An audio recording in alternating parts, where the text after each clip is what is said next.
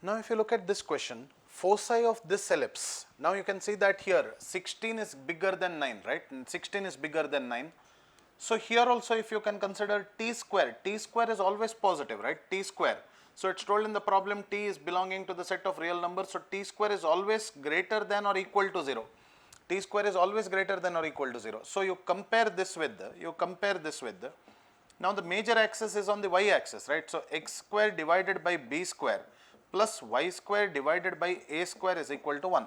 So this implies to me that b square is equal to 9 plus t square and a square is equal to what is it? 16 plus t square, right? 16 plus t square.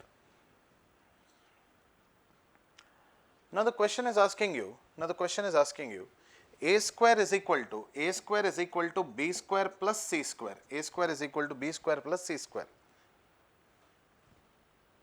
So we can write a square is 16 plus t square, that is equal to b square is 9 plus t square plus c square. So t square cancels, 7 is equal to c square. So what is the value of c is equal to root 7. Now this particular ellipse will look like this, right? This particular ellipse will look like this. So the foci is on the y axis. So 0, c and 0, minus c. This is the x axis, this is the y axis, negative x axis, negative y axis, correct?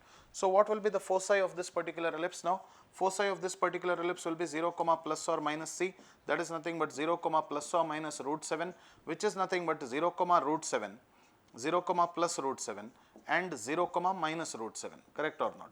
The same thing will be the answer. The same thing will be the answer here. This is the answer to the question.